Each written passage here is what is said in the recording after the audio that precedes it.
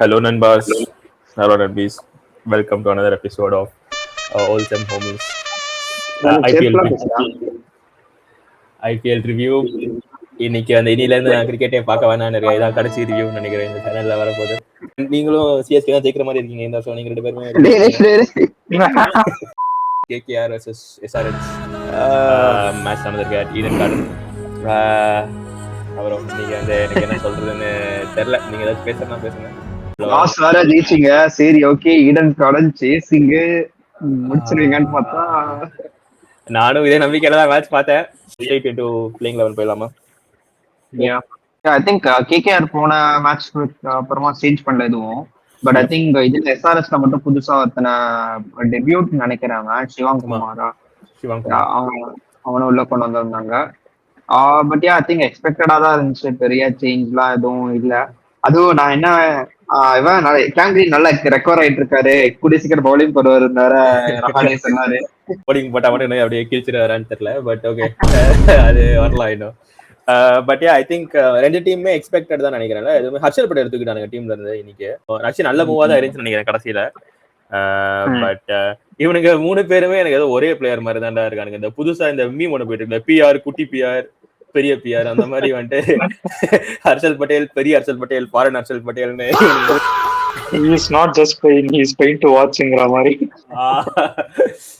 SRH செமையா ஆரம்பிச்சானுங்க power பிளேல. ஒரு 3 ஓவர் வந்து ஹெட் எஸ்பெஷலா ஒரு ஃபர்ஸ்ட் 3 ஓவர் வச்சு பொழந்துட்டான். அண்ட் அப்பதான் வைபவ் வர மேல மறுபடியும் அந்த வன்மம் ஸ்டார்ட் ஆச்சு. லைக் அந்த ஒரு ஓவர் ஹெட்டுக்கு உண்மையாலே லைக் ரொம்ப லூஸ் தனமா போட்டிருந்தான். அழகா எல்லாத்தையும் பிச் பண்ணி லைக் ரொம்ப ஸ்லாட்லயே கொடுத்துருந்தான். எல்லா பாலுமே ஒரு வேரியேஷன் இல்ல, எதுவுமே ட்ரை பண்ணல. ஓவரால் ரொம்ப டிசப்பாயிண்டிங்கா இருந்துச்சு கேகே அவரோட பவுலிங். யாருமே நல்லா போட்ட மாதிரி இல்ல. பாவம் அங்க தனியா நரேட் மட்டும் ட்ரை பண்றான். அவனுக்கு சொல்லணும். லைக் லிட்டரலி இன்னைக்கு நரேன் 4th ஓவர் வந்துட்டு 3 ரன் தான் கொடுத்தான் நினைக்கிறேன். 3 ரன்னும் அண்ட் அதுலயும் கிரஹானே வந்து கேட்ச் விட்டான்.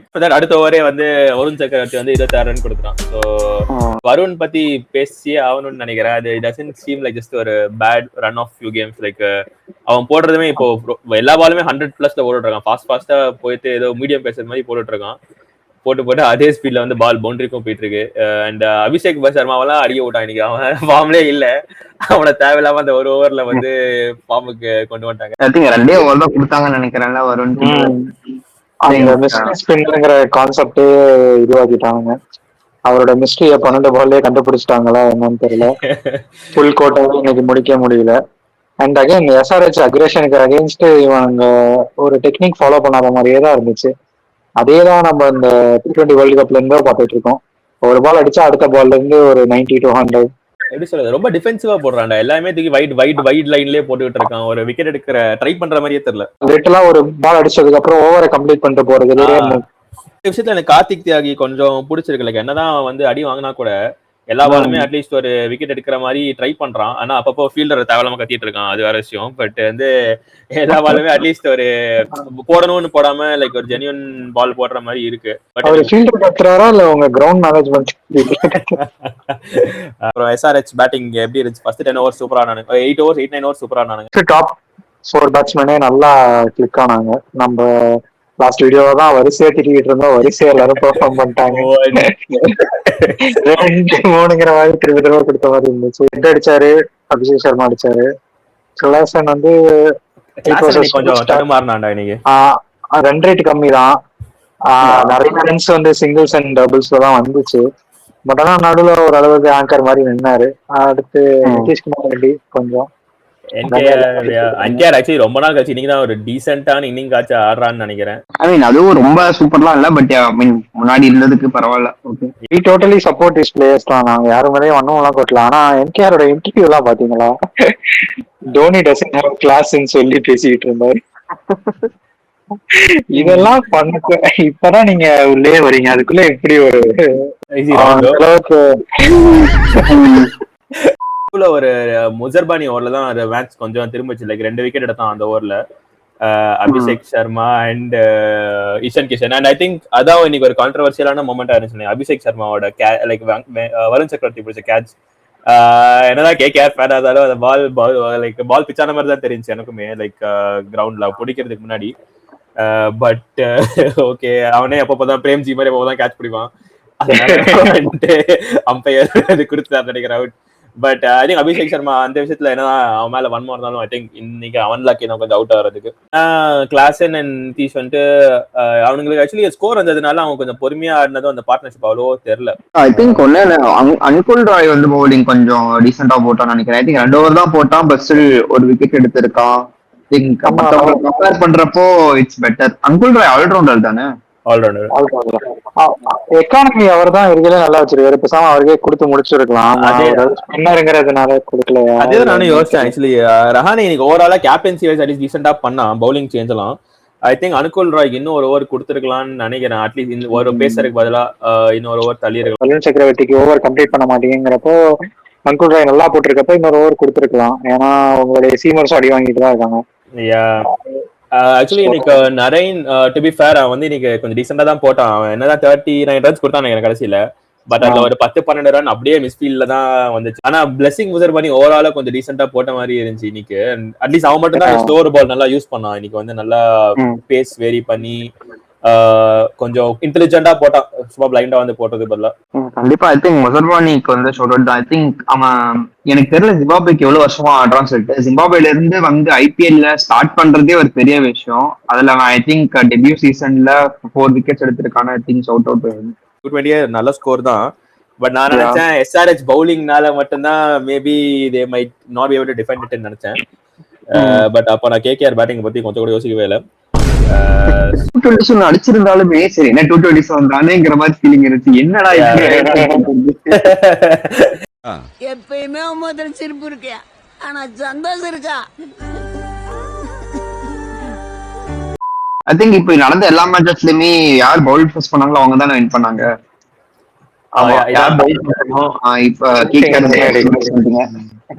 இதான் ஃபர்ஸ்ட் மேட்ச் நாங்க வந்து ரெக்கார்ட் பிரேக் பண்ணி சல்யூட். செகண்ட் இன்னிங்ஸ் போனோம்னா ஆலன் வந்து தேய்க்க விடுறான் செகண்ட் இன்னிங்ஸ்ல. ஃபர்ஸ்ட் ஒரு 7 பால்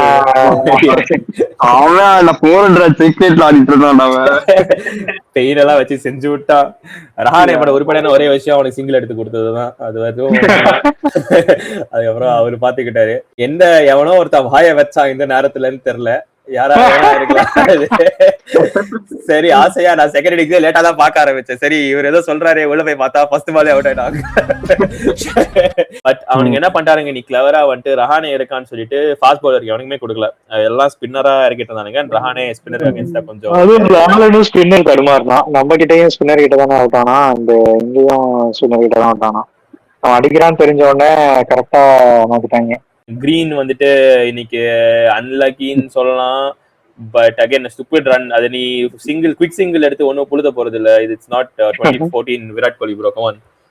this is the game is evolving. So வந்துட்டு இல்ல வன்மத்துக்குள்ள சொல்ல, ஒரு அடி வன்மத்துல சொல்லடா. இந்த கேம் வந்து செவனேனதானடா இருந்தேன்.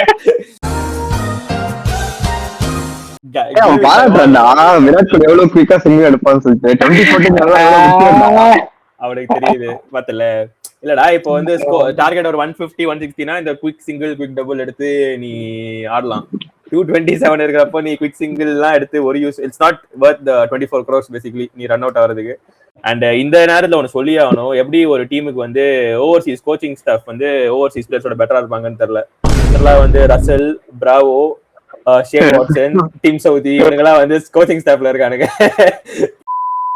எனக்கு என்னன்னா ப்ராபப்ளி நீங்க முசர்பானிய உட்கார வச்சு டிம் சைபாட்டியும் ஆட வச்சீங்கன்னா ஓப்பனிங் எக்ஸ்ப்ளோஷன் பயங்கரமா இருக்கும். லைக் 2 பேருமே அடிப்பானுங்கன்னா இன்னும் கொஞ்சம் லைக் பேட்டிங் வைஸ் ரொம்ப ஸ்ட்ராங் ஆகும்னு நினைக்கிறேன்.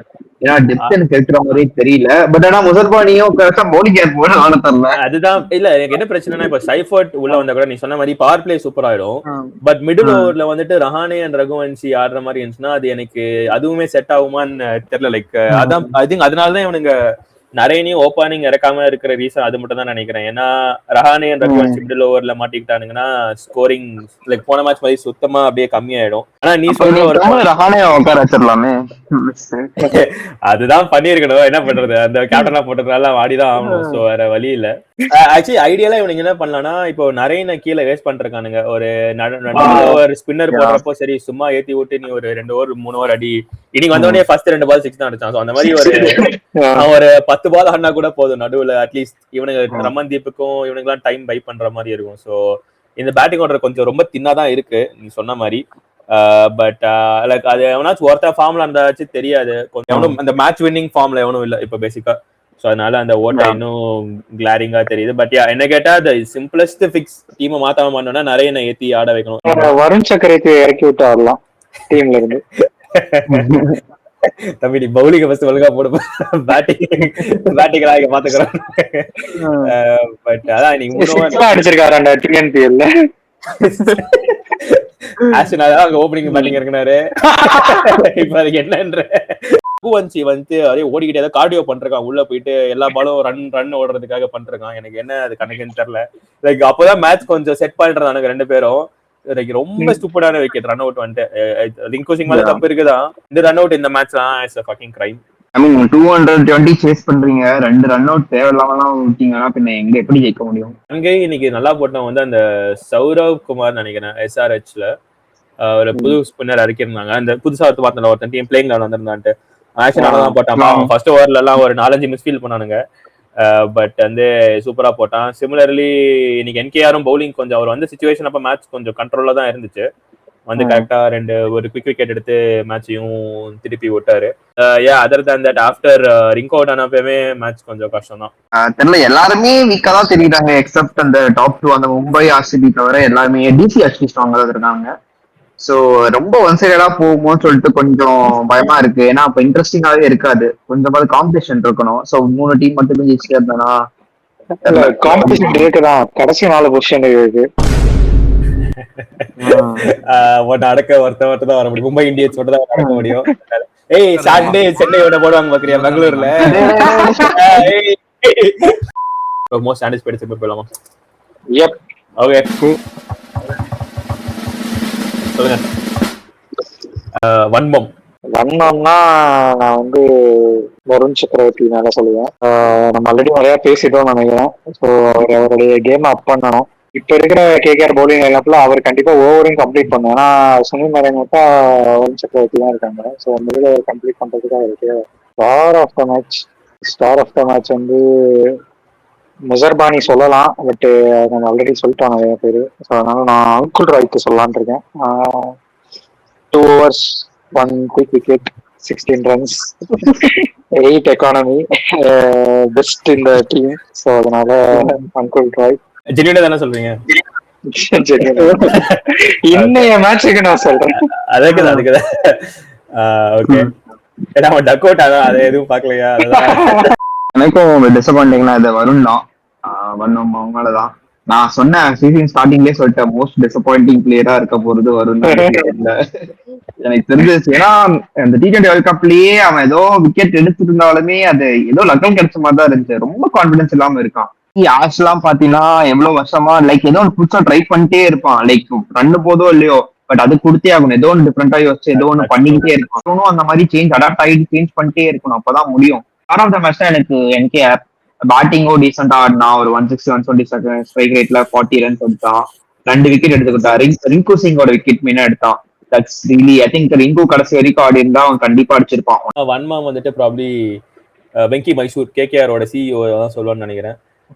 இந்த மாதிரி ஒரு டீமை கொடுத்து 3 வருஷம் பார்க்க சொல்லியிருக்காரு. அதுவே வந்து எரிச்சலா இருக்கு. வந்து ரொம்ப போரா பிளான் பண்ண மாதிரி இருக்கு. இந்த கோச்சிங் ஸ்டாஃப்க்கு வந்து நீ யாரை கூட்டு வந்தாலுமே வந்து ஸ்குவாட் நல்லா இல்லைன்னா கடைசி வரைக்கும் ஜெயிக்க மாட்டோம்.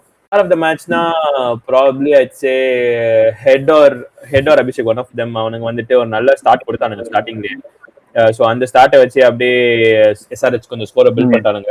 பார்ட்ல 85 odd runs அடிச்சுட்டானுங்க. ஸோ அதுல இருந்து அவனுங்க நடுவில் NKR அண்ட் கிளாஸ் ஸ்லோ பண்ணா கூட அந்த எஃபெக்ட் தெரியல. நாளைக்கு ஒரு பிக் கேம் வீக்கெண்ட் கிளாஷ் இருக்கு. Punjab Kings versus Chennai super Kings. என்ன சுகி, வாட்ஸ் ப்ரெடிக்ஷன்? வேற சொல்லுது, மூளை வேற சொல்லுது. சொல்லுது அது சொல்லுங்க. பஞ்சாப் தான். Reverse jinx. we have seen this before. உண்மைதான்டா.